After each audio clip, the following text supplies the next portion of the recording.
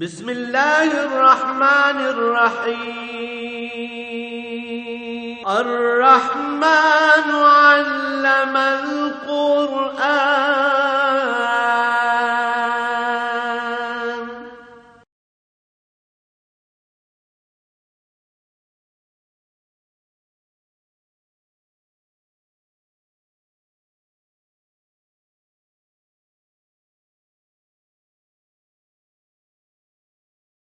الحمد للہ رب العالمین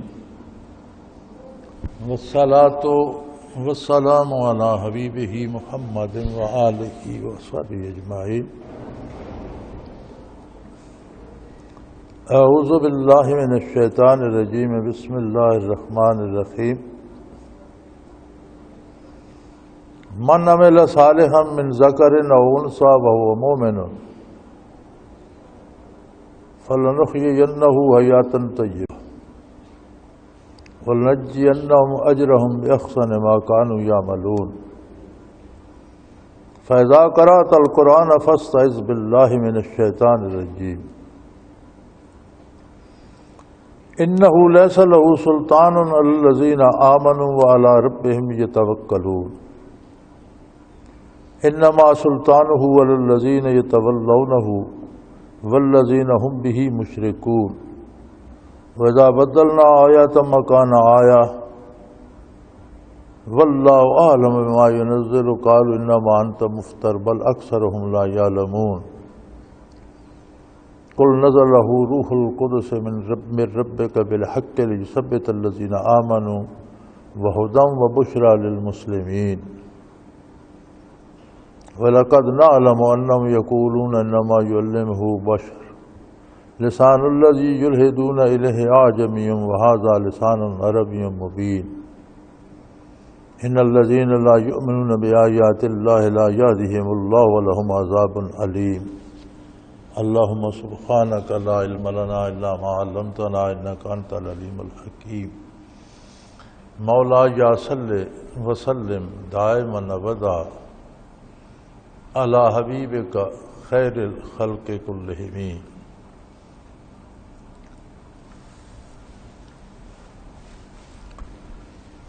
انسان دنیا میں الجھ کر کہیں سے کہیں پہنچ جاتا ہے اور حیرت ہوتی ہے کہ یہ کیا سوچتا ہے۔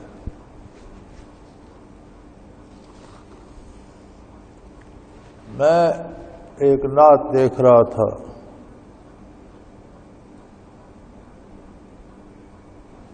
اس کے تمام شعروں کا خلاصہ یہ تھا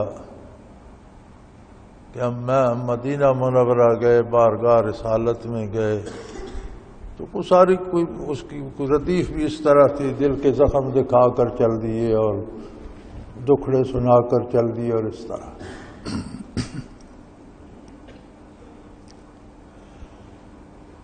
بڑی عجیب بات ہے، اکثر نعتیں آپ دیکھیں گے کہ ان کا مفہوم یہی ہوگا کہ ہم بڑے دکھی ہیں، ہم پر بڑی زیادتیاں ہو رہی ہیں، ہمارے ساتھ بڑی زیادتی ہو گئی تو ہم پریشانیاں پیش کرنے آئے ہیں اور دکھ سنانے آئے۔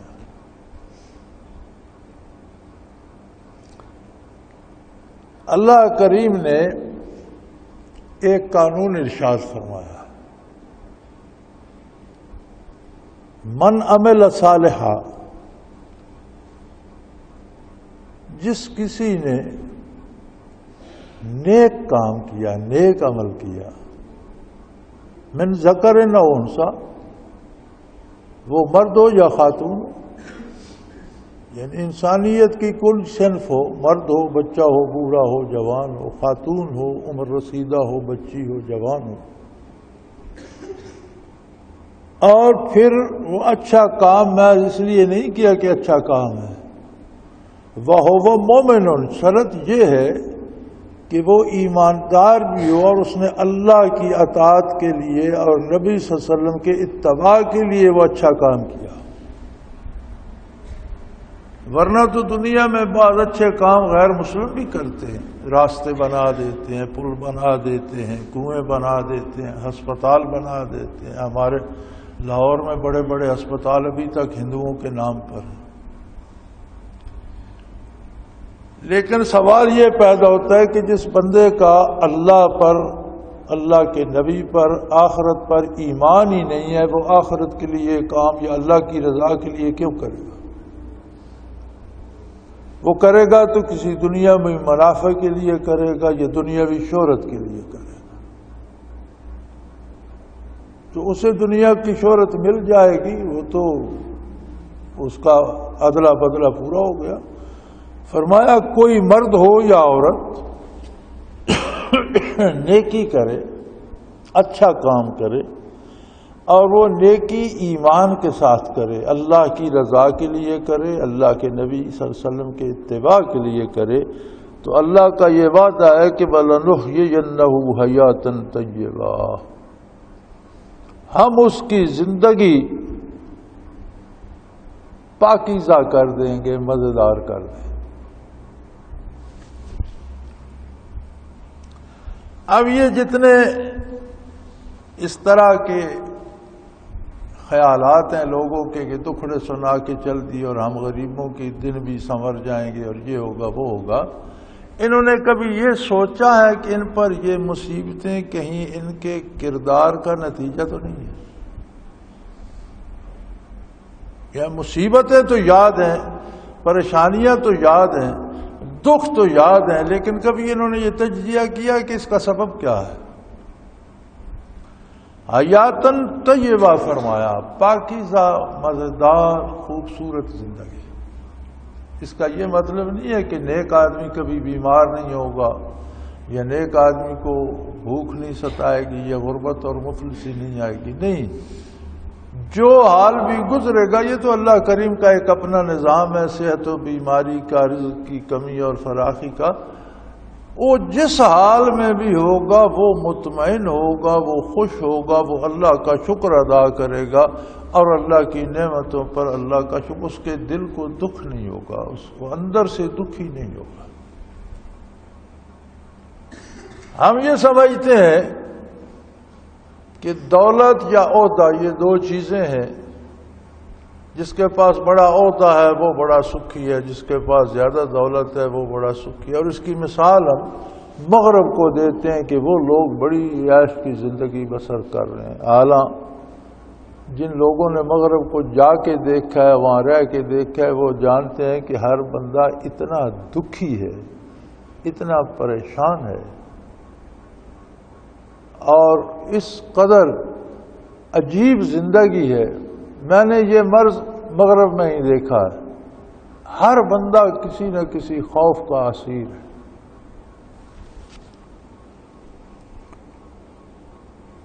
اور اب انہوں نے اس کا نام ہی رکھ دیا ہے دا فیئر آف اننون، انجانا خوف. اسے پتہ نہیں کس بات سے ڈرتا ہے، لیکن ڈرتا ہے. نیند نہیں آتی، ڈرتا ہے، بھاگتا ہے. یا میرے پاس ایک امریکن کے خطوط آتے تھے، اسے کوئی تکلیف تھی، بیماری کا علاج چاہتا تھا. سویڈن میں وہ کام کرتا تھا امریکن. ہم امریکہ گئے تو وہ چھٹی لے کر وہاں آ گیا. کلمہ پڑھایا، طریقہ بتایا کہ اللہ اللہ کرو. تو ہم کسی کام کے لیے باہر نکلے اور اسے جہاں ہم ٹھہرے ہوئے تھے وہاں چھوڑ کر گئے. تو کچھ دور جا کر فرلانگ ڈیٹ جا کر ہمیں کوئی چیز یاد آئی کہ وہ ساتھ لے جانی تھی، چھوڑ گئے. واپس آئے تو وہ بھاگا جا رہا تھا سڑک اپنا بیگ شیگ اٹھائے اور بھاگ رہا تھا. تو ہم نے پکڑ لیا. بھائی تمہیں کیا؟ کہتا ہے مجھے ڈر لگ رہا تھا. کس بات کا ڈر؟ آئی ڈونٹ نو، کوئی پتہ نہیں، لیکن ڈر رہا تھا. میں بھاگا جا. میں نے کہا بھاگو نہیں، بیٹھو، ڈر ٹھیک ہو جائے. کسی بندے کی زندگی مطمئن نہیں ہے. آپ کو بڑے بڑے محلات نظر آتے ہیں اور بظاہر ایک گاڑی نکلتی ہے، 70 گاڑیاں ملازموں کی اور خادموں کی اس کے آگے پیچھے، لیکن جو اندر بندہ بیٹھا ہے اس کے دل کا حال پوچھ کر دیکھ. ان گاڑیوں کا کیا فائدہ اگر دل میں اطمینان نہ ہو، سکون نہ ہو، آرام نہ ہو؟ تو حیات طیبہ کی بنیاد اللہ اللہ کے رسول کا اتباع اور نیکی ہے۔ ہم اپنے دکھ یاد کرتے رہتے ہیں، ہمیں چاہیے کہ ان کا سبب تلاش کریں، اللہ کریم سے توبہ کریں، جو خطائیں ہو گئی ہیں وہ معاف فرمائے اور آئندہ خطاؤں سے بچنے کی توفیق بھی دے، اور نیکی اپنا لیں، زندگی سدھر جائے گی، موت کے بعد کی زندگی بھی سدھر جائے گی، اور دنیا کی زندگی بھی اللہ کریم کا وعدہ فَلَنُحْيِيَنَّهُ حَيَاةً طَيِّبَةً، ان کی زندگی پاکیزہ مزیدار کر دیں گے۔ اس میں یہ نہیں فرمایا کہ انہیں حکومت دے دیں گے یا دولت دے دیں گے، دکھ نہیں آئیں گے، دکھ سکھ ہر حال میں وہ اللہ کا شکر ادا کریں گے اور مطمئن رہیں گے، ان کے دل پریشان نہیں ہوں گے۔ یہ تو بدلہ ملے گا انہیں دنیا میں، وَلَنَجْزِيَنَّهُمْ أَجْرَهُمْ بِأَحْسَنِ مَا كَانُوا يَعْمَلُونَ، آخرت میں انہیں جو کچھ انہوں نے کیا ہے اس سے بہت زیادہ بہتر بدلہ عطا کیا جائے۔ یہ اللہ کریم کا احسان ہے کہ جو خطا کرتا ہے اسے اتنی سزا ملتی ہے جتنا اس نے گناہ کیا۔ یہ الگ بات ہے کہ گناہ اللہ کریم کی نافرمانی ہے، اور جرم کو دیکھا جاتا ہے کہ کس ہستی کی نافرمانی ہے تو ہر گناہ بڑا بن جاتا ہے، اس کی سزا بھی بہت بڑی ہے، لیکن اس کی سزا بڑھائی نہیں جائے گی، جتنا اس نے جرم کیا اتنی سزا دی جائے گی۔ نیکی چھوٹی سی کی ہے، اسے بڑھا کر کئی گنا زیادہ، کروڑوں گنا زیادہ اجر دیا جائے۔ حتیٰ کہ فرمایا شیطان ہمہ وقت اپنے کام میں لگا ہوا ہے، کوشش میں لگا ہوا ہے، وساوس ڈالنے میں لگا ہوا ہے، تو چاہیے یہ کہ ہر کام کرتے وقت اللہ سے شیطان سے پناہ مانگے، اللہ کی پناہ مانگنا چاہیے شیطان سے۔ حتیٰ کہ آپ قرآن کریم پڑھنا شروع کرتے ہیں تو قرآن پڑھنے سے پہلے بھی فرمایا فَإِذَا قَرَأْتَ الْقُرْآنَ فَاسْتَعِذْ بِاللَّهِ مِنَ الشَّيْطَانِ الرَّجِيمِ، آپ تلاوت بھی کرنا چاہیں تو تلاوت سے پہلے اللہ کریم کی پناہ مانگیں شیطان مردود سے۔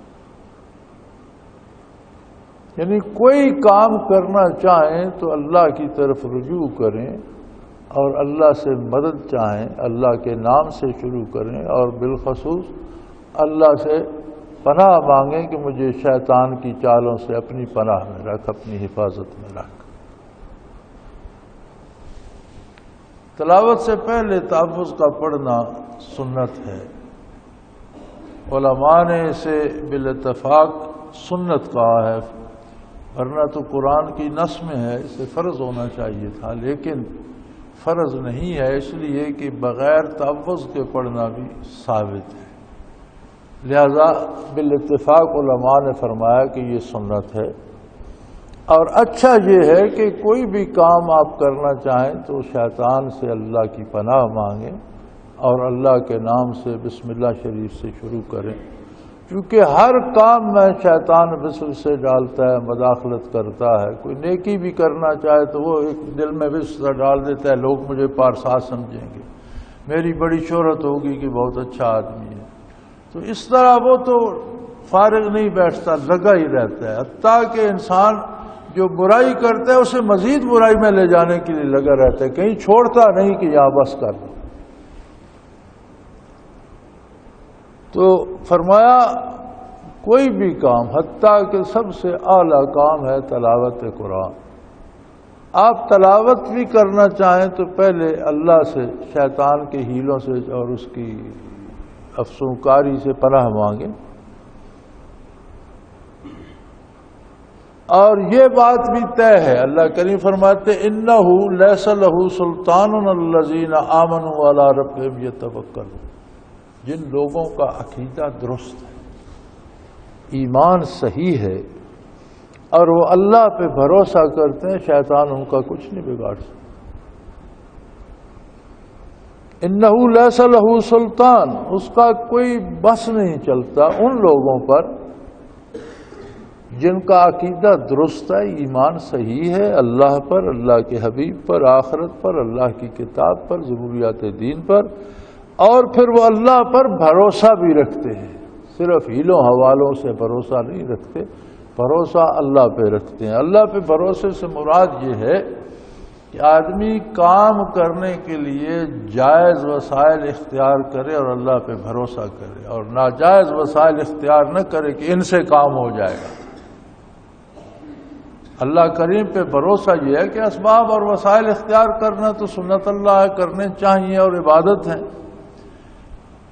لیکن جائز حد تک۔ رشوت لے کر، رشوت دے کر، چوری کر کے، سفارشیں کرا کے ناجائز کام کروانے، یہ توکل کے خلاف ہے۔ جائز وسائل اختیار کرے اور اللہ پہ بھروسہ کرے تو شیطان اس کا کچھ نہیں بگاڑ سکتا۔ انما سلطانہ علی الذین یتولونہ، اس کا بس ان لوگوں پہ چلتا ہے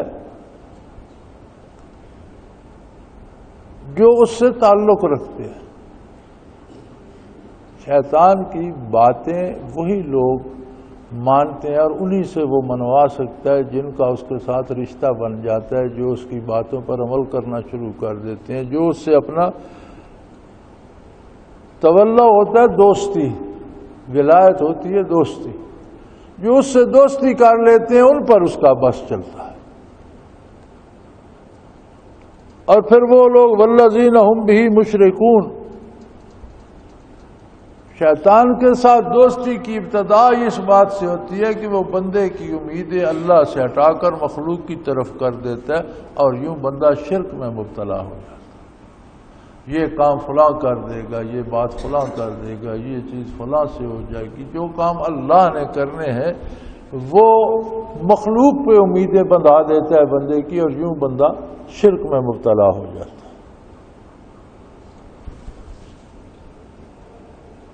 رہے کفار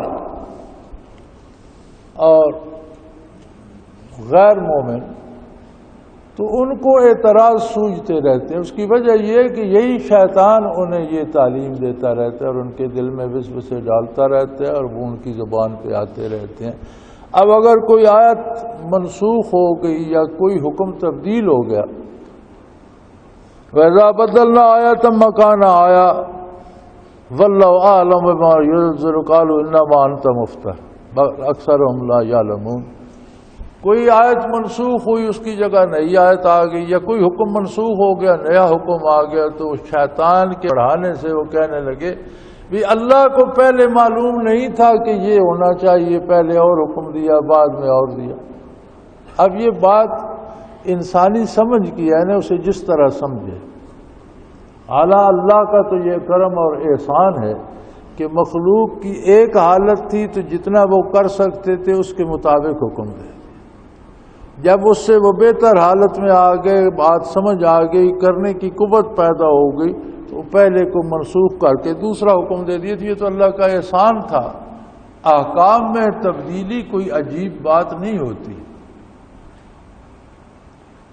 عقیدے میں تبدیلی ہو تو اعتراض کیا جا سکتا ہے کہ آپ نے پہلے یہ عقیدہ چونکہ عقیدہ تو خبر ہوتا ہے، اللہ واحد ہے، لا شریک ہے، یہ خبر ہے، قیامت قائم ہوگی یہ خبر ہے، مرنے کے بعد حساب کتاب ہوگا خبر ہے، فرشتے ہیں خبر ہے۔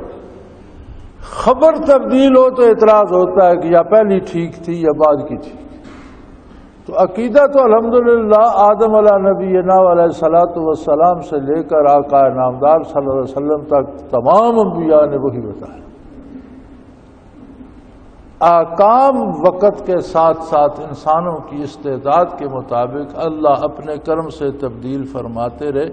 جو کام انسانوں کی استعداد میں نہیں تھا وہ کرنے کا حکم نہیں دیا، یہ تو اس کا احسان ہے۔ جب وہ کسی اور ان میں قوت آئی، سمجھ آئی، برداشت آئی، تو کسی اور اچھا کام مزید بہتر کرنے کے قابل ہوئے تو انہیں مزید بہتر کا حکم دے دیا۔ تو یہ تو عظمت الہی کا اظہار تھا. انہوں نے اسے الٹا سمجھ لیا کہ اللہ کو پہلے پتہ نہیں تھا کہ یہ کر سکتے ہیں، پہلے اور حکم دیا اب اور دیا. یہ تو آپ صلی اللہ علیہ وسلم کو فرماتے یہ تو آپ نے جوڑ لیا ہے، انک مفتر، آپ اپنی طرف سے بنا لیتے ہیں. اللہ کا کلام ہوتا تو اس میں تبدیلیاں کیوں ہوتی؟ بل اکثرہم لا یعلمون، فرمایا عموماً ان کی اکثریت جاہل ہے.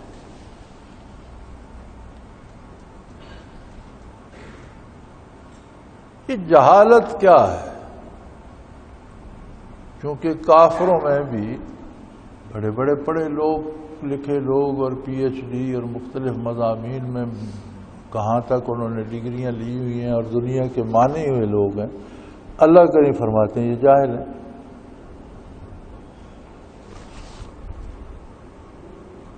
عالم کون ہے اور جاہل کون ہے؟ ہر وہ بندہ جو عظمت الہی سے ناآشنا ہے وہ جاہل ہے. خواہ اس نے کتنے علوم حاصل کیے، تو علوم کا ماحصل تو یہ تھا. اب اس نے باٹنی کا علوم حاصل کیے، ماسٹرز کر لیا باٹنی میں، یہ جڑی بوٹیاں اور درخت پتے، یہ ان کی ساری تحقیقات کرنے کے بعد اگر وہ یہ نہیں جان سکا کہ ان کو بنانے اور قائم رکھنے اور چلانے اور ان میں یہ خصوصیات پیدا کرنے والا کون ہے، فرمایا پھر تو جاہل کا جاہل ہی ہے. اس نے کیا پڑھا؟ پھر اس پڑھنے کا کیا حاصل ہوا؟ ایک میڈیکل ڈاکٹر بن گیا، انسانی وجود کے ذرے ذرے سے واقف ہے، اس طرح دل دھڑکتا ہے، یوں خون جاتا ہے، یہ کام جگر کا ہے، یہ معدے کا ہے، یہ آنکھوں کی بینائی کا ہے، یہ کانوں کی سنوائی، ساری تحقیقات، بہت بڑا فاضل ہے. لیکن وہ یہ بات نہ سمجھ سکا کہ یہ سارا نظام بنایا کس نے ہے، چلا کون رہا ہے اور اسے روک کون دیتا ہے. تو فرمایا وہ جاہل ہے. اصل بات جو جاننی چاہیے تھی وہ تو اس نے جانی نہیں، باقی جمع تفریق جانتا ہے تو جانے، پھر تو وہ جاہل ہے. اس لیے حضور اکرم صلی اللہ علیہ وسلم نے فرمایا کہ العلم و علمان، علم کے دو حصے ہیں، علم الادیان و علم الابدان. پہلا اور ضروری حصہ ہے کہ وہ دین کا علم، علم الادیان، عقائد، نظریات جانتا ہو، نارمیٹو سائنسز. اور دوسرا حصہ ہے کہ وہ چیزوں کے وجود کے بارے بھی جانتا ہو. یہ دونوں باتیں، یعنی ظاہری علوم بھی جانتا ہو، دینی علوم بھی جانتا ہو، تو اس کے پاس پورا علم. دینی علوم جانتا ہے، ظاہر کا شعور نہیں تو بھی اس کے پاس آدھا علم ہے، اور آدھا بہتر والا ہے. صرف دنیاوی علوم جانتا ہے، دین سے واقف نہیں تو کسی کام کا بھی نہیں ہو، تو جاہل کا جاہل ہی ہے. کیونکہ علم کا مقصد ہوتا ہے حقیقت کو جاننا، اور حقیقت یہ ہے کہ ہر شے کا خالق اللہ ہے، اور ہر شے میں خصوصیات بھی اس نے رکھی ہیں، اور چھوٹے چھوٹے پیوند لگا کر بڑے بڑے انسان، حیوان، درخت پیدا کر دیے، پرندے ہوا میں اڑ رہے ہیں، مچھلیاں پانی میں رہ رہی ہیں، بے شمار مخلوق پیدا کر دی، اور ان کا جتنا تجزیہ کریں وہ باریک سے باریک تر ہوتے جاتے ہیں، اور چھوٹے چھوٹے چھوٹے چھوٹے اتنے جوڑ ہوتے ہیں کہ اب ایک انسانی وجود میں 10 کھرب سیل ہیں. تو 10 کھرب سیل کا اپنا اپنا کام کر کے اس سارے کو جوڑ کے اس کے نتیجے میں زندگی کو رواں دواں رکھنا، یہ صرف اللہ ہی کر سکتا. اب کسی نے یہ تحقیق تو کر لی کہ 10 کھرب سیل ہیں اور سیلوں کا آپس میں یوں تعلق ہے، اور اس طرح دوسرے سیل پیدا ہوتے ہیں، پہلے مرتے ہیں، لیکن اس طرف اس کی توجہ نہ گئی کہ یہ سیل کس نے بنا دی، ان میں دوسرا سیل پیدا کرنے کی خصوصیت کس نے رکھی. جتنے مرتے ہیں کتنے پیدا ہوتے ہیں، تو اس کا مطلب ہے کہ کروڑوں کے حساب سے ہر روز ہر بندے کے سیل مرتے ہیں، اور کروڑوں اربوں کے حساب سے بنتے ہیں. 10 کھرب سیل 6 مہینے میں کوئی سیل باقی 6 مہینے سے زیادہ عمر کسی کی سیل کی نہیں ہوتی، سارے اگلے بدل جاتے ہیں، نئے پیدا ہو جاتے ہیں. تو 10 کھرب موتیں ایک بندے کے وجود کے اندر 6 مہینوں میں ہو جاتی.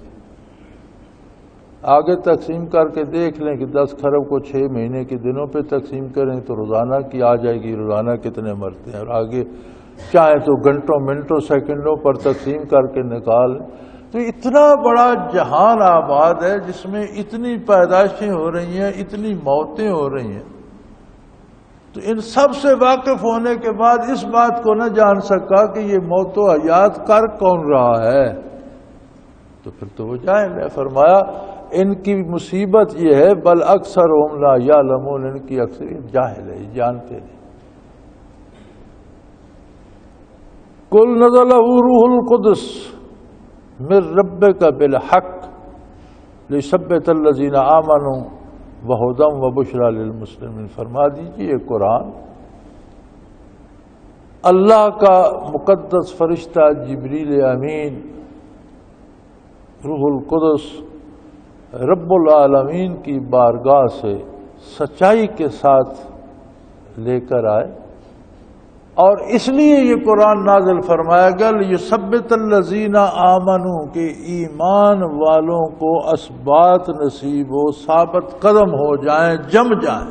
قرآن کریم کی بہت بڑی خصوصیت یہ ہے کہ اس کے ذریعے ثبات قدم نصیب ہوتا ہے، بندہ ایمان پہ جم جاتا ہے، اللہ پہ بھروسہ ہو جاتا ہے، نبی صلی اللہ علیہ وسلم کی اطاعت نصیب ہو جاتی ہے اور اس پہ جم جاتا ہے، اس کے قدم لڑکھڑاتے نہیں.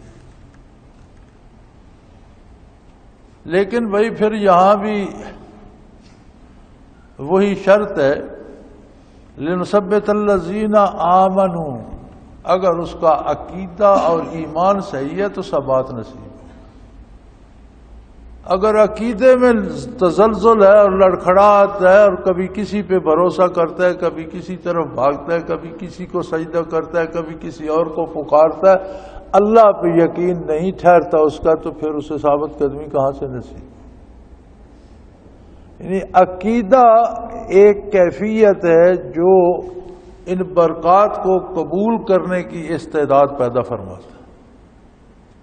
اب اگر ایک بدن میں قبولیت کی استعداد ہی نہیں، چٹان پہ آپ غلہ پھینکتے رہیں تو دانہ کیسے اگے گا؟ اس میں استعداد ہی نہیں اس کو جذب کرنے کی، اس کو پالنے کی، اس کو اگانے. پانی بھی دیتے رہیں اور بیج بھی دیتے رہیں تو چٹان سے کیا اگے گا؟ تو جب تک بنیادی طور پر اپنا ایمان اور عقیدہ ہی وہ چیز ہے جو قبولیت کی استعداد عطا کرتا ہے، اور جن میں عقیدہ درست ہے ان کو قرآن کریم اس عقیدے پر ثابت قدم رہنے کی توفیق عطا کر دیتا ہے. اور خدا دنیا کا ہر کام کرنے کا صحیح طریقہ بتاتا ہے. وبشریٰ للمسلمین، اور اپنے ماننے والوں کو، اللہ کو ماننے والوں کو، اللہ کی اطاعت کرنے والوں کو خوشخبری دیتا ہے نیک انجام کی. فرمایا ان کا کیا ہے؟ یہ بھی کہتے ہیں وَلَقَدْ نَعْلَمُ أَنَّهُ يَقُولُ إِنَّمَا يُعَلِّمُهُ بَشَرٌ، یہ بھی کہتے ہیں کہ انہیں ایک انسان جو ہے نبی کریم صلی اللہ علیہ وسلم کو سکھاتا ہے اور یہ آیات بنا کر کہتے ہیں یہ اللہ کی طرف سے نازل ہوئی. مکہ مکرمہ میں مفسرین لکھتے ہیں کہ ایک لوہار تھا جو وہاں کا مقیم نہیں تھا، کہیں باہر سے آیا تھا اور وہاں سیٹل ہو گیا تھا، اور وہ پہلی کتابوں کے ایک حد تک چیزوں سے واقف تھا، کچھ سدھ بدھ رکھتا تھا. تو اسے نبی کریم صلی اللہ علیہ وسلم کے ارشادات میں بھی بہت دلچسپی ہوتی تھی، کیونکہ کتابوں سے کوئی شد بدھ رکھتا تھا، پھر جب حضور ارشاد فرماتے تو کہتا ہے وہ یہ باتیں اسی طرح کی ہیں. تو کفار نے کہا کہ یہ جو لوہار ہے نا یہ حضور کو سکھاتا ہے. اللہ کریم نے فرمایا لسان الذی یلحدون الیہ اعجمی، یہ تو غیر عرب ہے اور اس کی اپنی زبان تو عجمی ہے، یہ تو عربی جانتا بھی نہیں. اگر جانتا ہے تو گزارے کی حد تک کہ اپنا جہاں دن رات گزر کرتا ہے کسی سے بات کر لے، اس سے زیادہ تو عربی سے واقف ہی نہیں. اور قرآن کریم تو وہ عربی ہے جس نے اعلان کر رکھا ہے کہ اس کے ساتھ کی ایک آیت بنا کر دکھاؤ اور کوئی نہیں مقابلہ کر سکا. اتنی اعلیٰ عربی یہ کیسے سکھا سکتے جس کو خود عربی آتی نہیں؟ فرمایا لسان الذی یلحدون الیہ اعجمی، جس کی طرف نسبت کرتے ہیں اس کی اپنی زبان غیر عربی ہے، اور قرآن جو ھذا لسان عربی مبین، یہ تو بہت اعلیٰ پائے کی عربی ہے، کوئی عرب اس کی مثال نہیں بنا سکتا۔ فرمایا یہ یاد رکھ لو ان الذین لا یؤمنون بآیات اللہ، جو لوگ اللہ کی آیات پہ یقین نہیں رکھتے، لا یہدیہم اللہ، اللہ انہیں ہدایت نصیب نہیں فرماتا۔ ہدایت کا سبب ہی جب آیات مبارکہ ہے اور ان پر کسی کو یقین ہی نہیں ہے تو پھر ہدایت کہاں سے نصیب ہوگی؟ اللہ کریم انہیں ہدایت نصیب نہیں کرتے، اور ہدایت نصیب نہ ہونا معمولی بات نہیں ہے۔ جو گمراہی میں مرے گا وَلَهُمْ عَذَابٌ علیم، ایسے لوگوں کے لیے بڑی دردناک سزا ہے۔ اور سزا ویسی ہی تکلیف دہ ہوتی ہے، پھر اللہ کریم نے جسے اور دردناک فرمایا، خدا جانے وہ کتنی تکلیف دہ اور کس قدر زیادہ ہوگی۔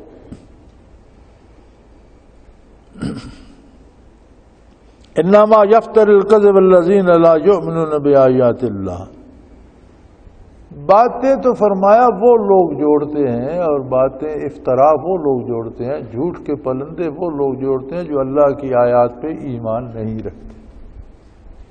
جو اللہ کی آیات پہ ایمان رکھتے ہیں وہ تو اللہ کی آیت پیش کرتے ہیں اور اسے حق سمجھتے ہیں، اور وہ ہے بھی حق۔ جو آیات پہ یقین نہیں رکھتے، جھوٹ تو یہ لوگ گڑتے ہیں، وَأُولَئِكَ هُمُ الْكَاذِبُونَ، اور یقیناً یہ لوگ ہیں ہی جھوٹ، جو رسول اللہ صلی اللہ علیہ وسلم کے خلاف، اللہ کے کلام کے خلاف باتیں گھڑتے ہیں۔ یہ ان کے پاس کوئی نہ عقلی دلیل ہے نہ نقلی دلیل ہے، یہ محض جھوٹ گھڑتے ہیں اور یہ ہیں ہی جھوٹ۔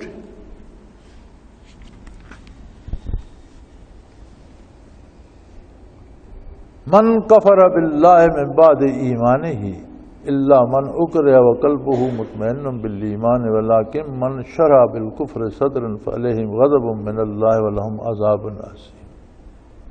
یہ خطرہ ایمان لانے کے بعد بھی رہتا ہے۔ دنیا اور اس کی لبھانے والی چیزیں، مال و دولت، حکومت، اقتدار، یہ بھی موجود ہیں۔ شیطان بہکانے کے لیے ہمہ وقت موجود ہے، اور بعض لوگ ایمان لانے کے بعد پھر آخرت پر دنیا کو ترجیح دے دیتے ہیں اور ایمان سے مرتد ہو کر پھر کافروں میں مل جاتے ہیں کہ ادھر سے دنیا سمیٹ لوں۔ تو فرمایا جو اس طرح کرے گا یہ بہت بڑا جرم ہے۔ ایمان لانے کا ہر بندے کو اللہ نے اختیار دیا ہے، چاہے ایمان لائے، نہیں چاہتا نہ لائے، وہ الگ بات ہے۔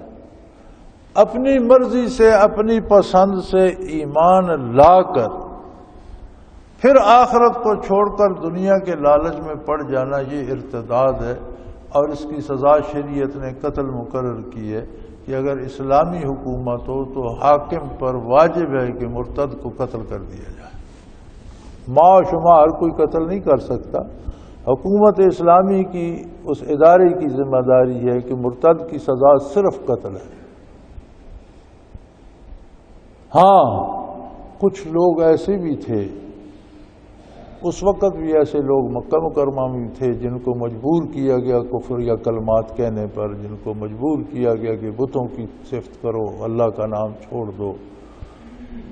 تو فرمایا وہ لوگ جو مجبور اور بے بس تھے، اگر ان کا دل ایمان سے مطمئن تھا اور کفار کی ایذا سے زبانی کفر یا کلمے نکل گئے تو اس پر گرفت نہیں ہوگی۔ اللہ بہت کریم ہے، وہ ان کے حال سے واقف ہے، بلکہ اکثریت صحابہ کی تو شہید ہو گئی اور انہوں نے اس طرح کے کلمات ادا نہیں کیے۔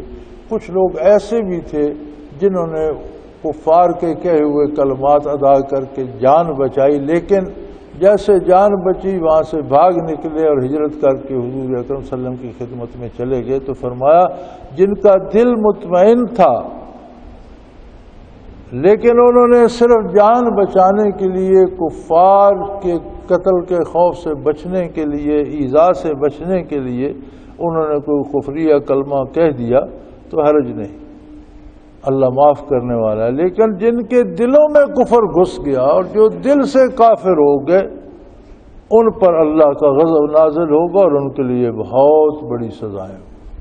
وہ اللہ کے قہر سے نہیں بچ سکیں گے اور ان کے لیے عذاب عظیم، بہت بڑے عذاب ہوں گے ان کے لیے. ذالک بانہم استحبوا الحیاۃ الدنیا علی الآخرہ وان اللہ لا یہدی القوم الکافرین. اس کی وجہ یہ ہے کہ بندہ احکام الہی کا، آیات الہی کا، سنت رسول اللہ علیہ وسلم کا انکار کیوں کرتا ہے، کیوں چھوڑتا ہے، دوسری طرف کیوں جاتا ہے؟ فرمایا اس لیے کہ اللہ کا دین، اللہ کا قرآن، اللہ کی باتیں، اللہ کے حبیب کی باتیں آخرت کی طرف بلاتی ہیں اور وہ جاتا ہے آخرت کو چھوڑ کر دنیا کے لالچ میں. پیسے مل جائیں گے، اقتدار مل جائے گا. یعنی ان کا جرم یہ ہے کہ بِأَنَّهُ مُسْتَحَبُّ الْحَيَاةِ الدُّنْيَا عَلَى الْآخِرَةِ، انہوں نے دنیا کی زندگی اور دنیاوی لذات کو آخرت پر ترجیح دے دی. اور یہ بہت بڑا ظلم ہے، بہت بڑا جرم ہے. اور یہ اتنا بڑا جرم ہے کہ اللہ انہیں کبھی ہدایت نہیں نصیب فرمائے گا. بلکہ اولئک الذین طبع اللہ علی قلوبہم وسمعہم وابصارہم، اللہ ایسا کرنے والوں کے دلوں پہ مہر کر دیتا ہے، پھر انہیں آخرت کی یا اللہ کی قرب کی یا نبی سے تعلق کی کوئی خواہش ہی نہیں رہتی. ان کے دلوں مہر کر دیے جاتے ہیں اور ان کے کانوں پہ مہر کر دی جاتی ہے، ان کی آنکھوں پہ مہر کر دی جاتی ہے. آنکھیں بھی نیکی دیکھ نہیں سکتی، دنیاوی لالچ ہی دیکھتی رہتی ہیں.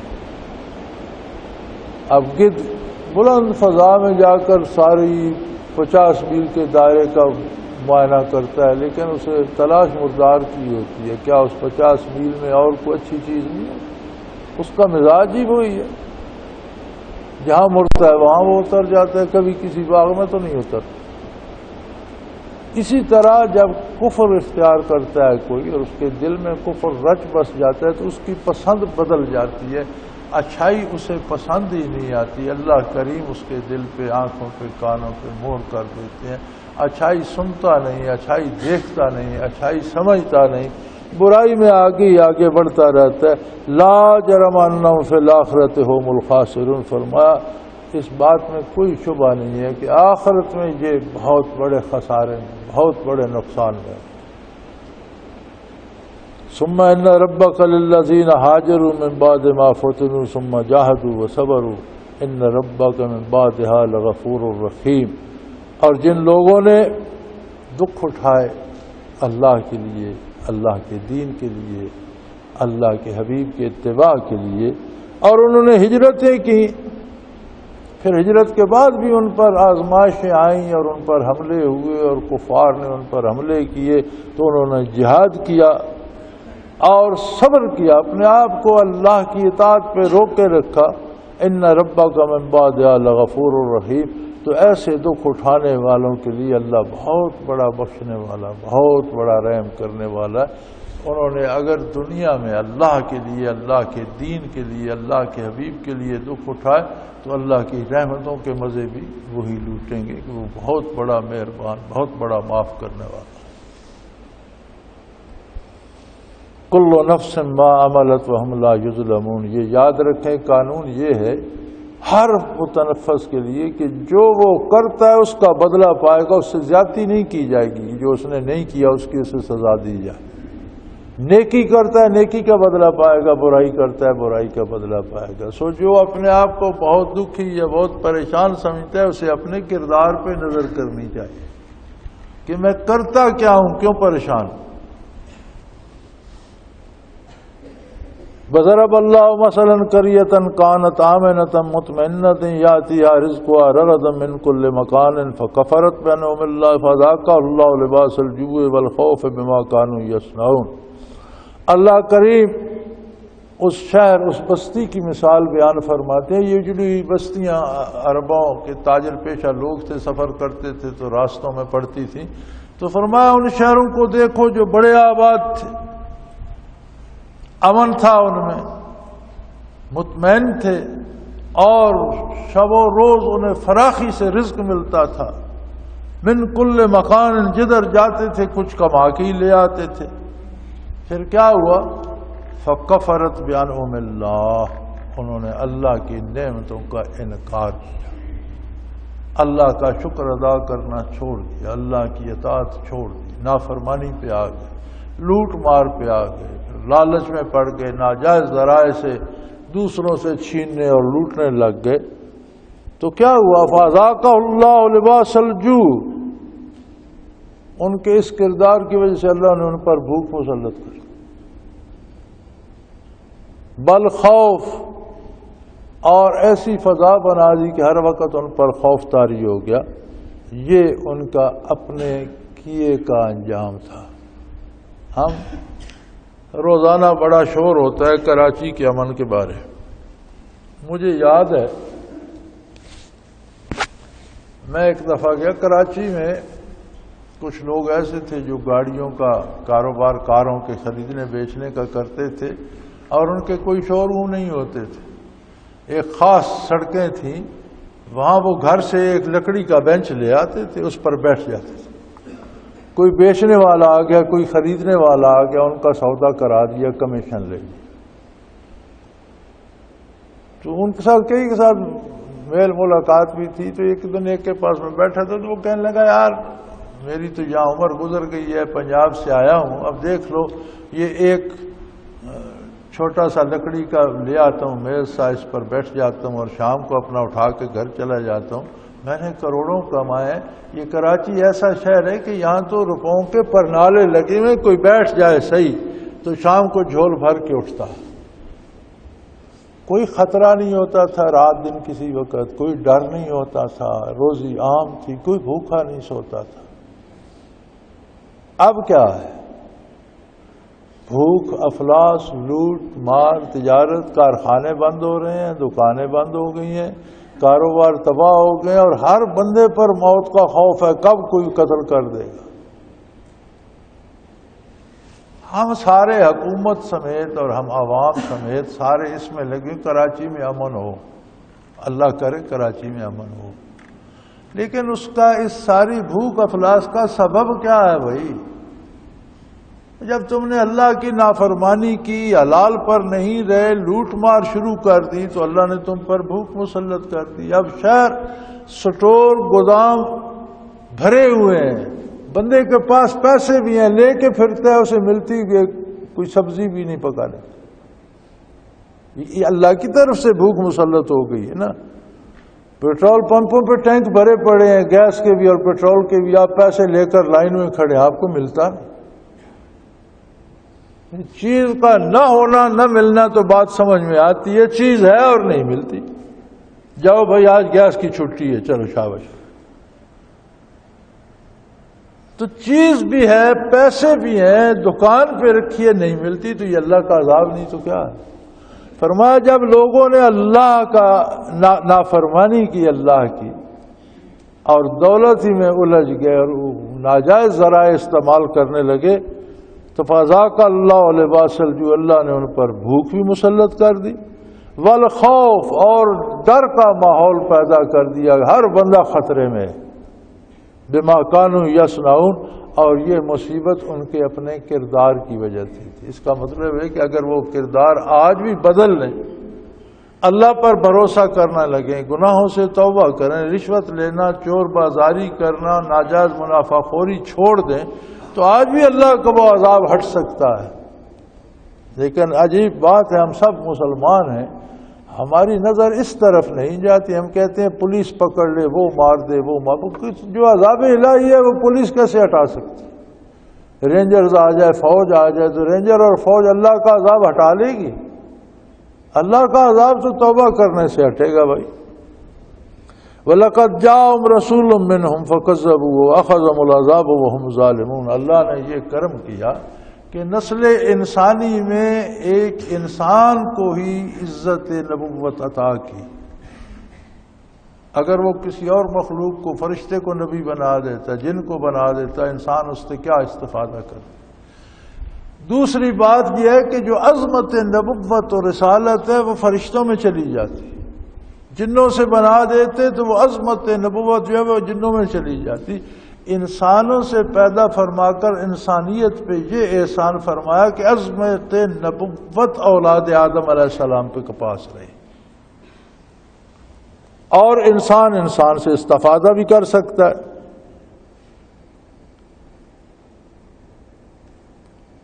تو اللہ نے یہ احسان فرمایا، لوگوں نے ان کا انکار کر دیا. کسی نے تو زبانی انکار کر دیا، اکثریت وہ ہے جو زبانی تو مانتے ہیں عمل نہیں کرتے. تو نتائج تو عمل پر مرتب ہوتے ہیں نا. زبانی کو کہتا رہے میں نے کھانا کھایا ہوا ہے، کھائے نہیں تو اس کی بھوک تو نہیں مرتی، عمل کرنے سے ہوتا ہے. تو جنہوں نے زبانی بھی انکار کر دیا انہوں نے تو عمل سرے سے کرنا ہی نہیں تھا. تو زیادہ وہ لوگ ہیں جو زبانی تو مان لیتے ہیں لیکن عمل نہیں کرتے. اس انکار کا وجہ، اس کا انکار کا نتیجہ یہ ہے أَخَذَهُمُ الْعَذَابُ وَهُمْ ظَالِمُونَ. انہوں نے اپنے آپ پر ظلم کیا اور انہیں اللہ کے عذاب نے پکڑ لیا. انہوں نے تکذیب کی انبیاء کی علیہ السلام کی. اللہ کا وہ عظیم رسول جسے قیامت تک کی انسانیت کی امامت اور نبوت اور رسالت عطا کی اور جس نے قیامت تک کے لیے زندگی کے سارے اصول رہنما بتا دیے، اب اگر ان سے روگردانی کرتے ہو تو کیا سمجھتے ہو تم موج کرو گے؟ نہیں، اسی کے بدلے میں تمہیں اللہ کا عذاب پکڑ لے گا. تم اپنے آپ پر خود ظلم کرو. فَكُلُوا مِمَّا رَزَقَكُمُ اللَّهُ حَلَالًا طَيِّبًا. یار اللہ نے بے شمار نعمتیں دی ہیں، انہیں حلال جائز طریقے سے اور پاکیزہ کھاؤ. کھانے سے منع نہیں فرمایا، حلال طریقے سے کماؤ، آرام سے کھاؤ، حلال ہو طیب ہو. ایک تو کماؤ حلال، پھر اس میں کوئی ناپاک یا ناجائز چیز ملنے بھی نہ دو. آپ ایک جائز اور حلال وسائل سے دودھ کا ایک گلاس لے آتے ہیں، لیکن پھر اس میں کوئی ناپاکی کا ایک قطرہ مل جاتا ہے تو سارے کو ناپاک کر دے گا. طیب وہ ہے جس میں آگے ناپاکی بھی نہ ملے، کمایا بھی حلال طریقے سے گیا ہو اور پھر اسے طیب خالص رکھا جائے، اس میں ناپاکی کی آمیزش نہ ہو. تو کھاؤ پیو، اچھا لباس پہنو، اچھا کھانا کھاؤ، اچھی گاڑیاں رکھو، اچھے گھر بناؤ. اللہ کریم نے کب منع کیا؟ لیکن اپنے حقوق سے جائز طریقے سے حاصل کر کے بناؤ. دوسروں کا خون نچوڑ کر اپنے لیے غذا نہ بناؤ. وَاشْكُرُوا نِعْمَتَ اللَّهِ إِن كُنتُمْ إِيَّاهُ تَعْبُدُونَ. اور ان نعمتوں پر اللہ کریم کا شکر ادا کرتے رہو، اس کا احسان مانو کہ اس نے تمہیں یہ نعمتیں عطا کی ہیں اور تم پر انعام فرمایا. اگر تم اللہ کی عبادت کرنا چاہتے ہو تو عبادت یہ ہے کہ اللہ کی اطاعت کرو. ہر اطاعت عبادت کا درجہ رکھتی، ہر نیکی عبادت ہے. ہر وہ کام جو حضور کے بتائے ہوئے طریقے کے مطابق اور اللہ کے حکم کے مطابق ہوگا وہ عبادت ہے. اللہ کی عبادت کرو. اس نے انما حرم علیکم المیتۃ والدم ولحم الخنزیر وما اہل لغیر اللہ بہ.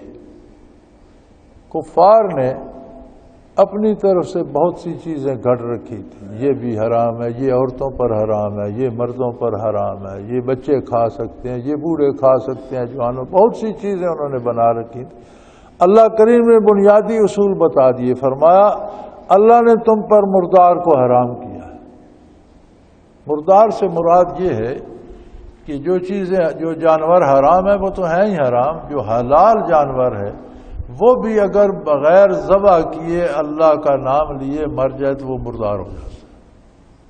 جو پہلے سے حرام ہے وہ تو ہیں حرام، جو حلال ہیں ان میں سے بھی اگر کوئی اللہ کے نام کے بغیر ذبح ہوئے بغیر مر جائے تو وہ مردار ہے اور وہ حرام ہے. والدم، خون ہر طرح کا حرام. یہ لوگ ایسا بھی کرتے تھے نا، زندہ جانور کا خون نکال کر پی جاتے تھے. اور آج بھی افریقہ میں کچھ اقوام ہے اسے گائے کا دودھ دوتی ہیں، پھر اسی برتن میں گائے کی رگ میں سوئے چبھو کر خون نچوڑ لیتی ہیں اور اسے ملا کر پی جاتی ہیں. تو فرمایا خون زندہ جانور کا نکالو، انسان کا نکالو، جانور کا نکالو، مردہ کا نکالو، ذبح سے نکلے. خون ہر طرح کا جو ہے وہ حرام ہے، وہ کھایا نہیں جا سکتا. ولحم الخنزیر، اور خنزیر حرام ہے، وما اہل لغیر اللہ بہ، اور جو چیز ذبح تو کی جائے حلال ہو لیکن ذبح کے وقت اللہ کا نام نہ لیا جائے، اللہ کے سوا کسی اور کا لیا جائے، وہ بھی حرام۔ یعنی یہ 4 بنیادی حرام بتا دیے۔ مردار، جو چیز حرام ہے وہ مر جائے مردار ہو جاتی ہے، جو حلال ہے وہ اللہ کے نام پر ذبح نہ ہو مر جائے مردار ہو جاتی ہے۔ مردار حرام ہے، خون حرام ہے، خنزیر حرام ہے، اور جو اللہ کے سوا کسی دوسرے کے نام پہ ذبح کیا جائے وہ جانور حرام ہے۔ باقی جتنے انہوں نے حلال حرام اپنی طرف سے بنا رکھے ہیں اس کی کوئی حیثیت نہیں۔ اور یہ 4 بنیادی اصولی باتیں، ہر حرمت ان میں سے کسی نہ کسی میں آ جاتی۔ پھر فرمایا اس میں یہ بھی رعایت رکھی ہے کہ اگر کوئی شخص بھوک سے مرنے لگے اور اسے کوئی حلال میسر نہ ہو تو اتنا سا حرام کھا لے جس سے اس کی جان بچ جائے۔ یہ نہیں کہ پیٹ بھر کے کھائے یا اسے لذت لینے کے لیے کھائے، اتنا کھا لے جو جان بچانے کے لیے کافی ہو۔ فمن اضطر غیر باغ ولا عاد، جو گناہ کرنے یا بغاوت کرنے یا حد سے نکلنے کے لیے نہیں، محض جان بچانے کے لیے کھا لے، فإن اللہ غفور الرحیم، تو اللہ کریم معاف کرنے والے ہیں، رحم کرنے والے ہیں۔ یعنی جان بچا لے، انسانی جان کی ایک خاص قیمت ہے، اور جتنے لمحے وہ دنیا پہ رہتی ہے اللہ کریم کی اطاعت اسے نصیب ہوتی ہے، اور مرنے کے بعد تو سلسلہ عمل ختم ہو جاتا ہے، دار عمل ختم ہو جاتا ہے، دار الجزا میں چلا جاتا ہے۔ تو زندگی اللہ کی بہت بڑی نعمت ہے، اگر اس کو سمجھا جائے تو یہ اللہ کا بڑا احسان ہے کہ ہر سانس اللہ کا نام لے، ہر دھڑکن اللہ کا نام لے، تو جتنا وقت ملتا جائے گا اتنے اس کے درجات بڑھتے جائیں گے۔ ایک دفعہ 2 ساتھی تھے، وہ ایمان لائے مدینہ منورہ میں حضور نبی کریم کی خدمت میں حاضر ہو کر، تو کچھ عرصے بعد ایک ساتھی بیمار ہو کر فوت ہو گیا، اور دوسرا کچھ عرصہ زندہ رہا، وہ بعد میں فوت ہوا۔ تو کسی نے نبی اکرم صلی اللہ علیہ وسلم کی مجلس میں عرض کی کہ یا رسول اللہ، جو جلدی فوت ہو گیا شاید اس کی خطائیں کم ہوں، وہ زیادہ فائدے میں رہا، یا جو بعد میں فوت ہوا؟ تو آپ نے فرمایا جو بعد میں فوت ہوا، اسے بعد میں جتنا وقت ملا اتنا وقت وہ اللہ اللہ کرتا رہا، ذکر کرتا رہا، نمازیں پڑھتا رہا، اللہ کے نبی کی محفل میں رہا، اللہ کی اطاعت کرتا، تو ظاہر ہے یہ زیادہ سرمایہ لے گیا۔ تو زندگی اللہ کی وہ نعمت ہے کہ ہر سانس میں آخرت کمائی جا سکتی، حتیٰ کہ اللہ نے یہ اجازت دی کہ اگر زندگی خطرے میں ہے اور اسے بچانے کے لیے اتنا حرام بھی کھا لو جس سے جان بچ جائے تو میں معاف کر دوں گا۔ یہ نہیں فرمایا کہ وہ حلال ہوگا، نہیں فرمایا ان اللہ غفور الرحیم، اللہ بخشنے والا رحم کر۔ حرام حلال نہیں ہوتا ہے، وہ حرام ہی، لیکن اس کی تمہیں سزا نہیں ملے گی کہ زندگی قیمتی ہے، زندگی بچ گئی تو مزید اللہ کو یاد کرو گے، مزید اللہ کی عبادت کرو گے، مزید نیک کام کرو گے، اور اپنا اجر مزید بڑھا لو گے۔ وآخر دعوانا ان الحمدللہ رب العالمین۔ اللہ اللہ اللہ اللہ اللہ اللہ اللہ اللہ۔ حضرت امیر محمد اکرم آوان مد ذلہ العالی دارالعرفان منارہ ضلع چکوال میں سالہ سال سے قرآن و حدیث کے اوپر خطابات کر رہے ہیں اور سلسلہ نقشبندیہ اویسیہ کے مطابق لوگوں کو ذکر الہی کی تربیت دے رہے ہیں۔ وہ قرآن پاک کی تفسیر ترتیب وار بیان کر رہے ہیں۔ تفسیر قرآن کو وہ موجودہ ملکی اور بین الاقوامی حالات کے مطابق بیان کرتے ہیں۔ موٹر وے سے کلر کہار کے انٹرچینج سے نکلتے ہوئے، کلر کہار کی جھیل سے ہوتے ہوئے میانی، بوچھال اور نور پور سے گزرتے ہوئے دارالعرفان منارہ پہنچ سکتے ہیں۔ حضرت امیر محمد اکرم آوان نے بچیوں اور بچوں کی دینی اور دنیاوی تعلیم کے لیے سقارہ اکیڈمی کے نام سے ایک درسگاہ بھی قائم کی ہے، جس کا افتتاح ملک پاکستان کے صدر جنرل محمد ضیاء الحق نے اپنے دست مبارک سے کیا تھا۔ وہ تمام احباب جو اسلام کی طلب رکھتے ہیں ان سے گزارش ہے کہ دارالعرفان منارہ ضلع چکوال میں امیر محمد اکرم آوان صاحب کے خطابات سے مستفید ہوں۔ وہ ہر جمعے کو نماز سے پہلے بیان فرماتے ہیں۔ ہر ماہ کی پہلی اتوار کو ماہانہ اجتماع ہوتا ہے جس میں آپ خصوصی خطاب فرماتے ہیں اور پاکستان کے چاروں صوبوں سے احباب اس اجتماع میں شرکت کرتے ہیں۔ اس کے علاوہ یہاں سال میں 2 مرکزی اجتماعات بھی ہوتے ہیں، ایک رمضان المبارک میں اعتکاف کا اجتماع اور دوسرا جولائی اور اگست میں 40 دن کا اجتماع ہوتا ہے جس میں روحانی تربیت کی جاتی ہے۔ اپنا خون سیماب دے کر اتنا ہم کر جائیں گے، نام آقا کا چمن میں پھر رقم کر جائیں گے۔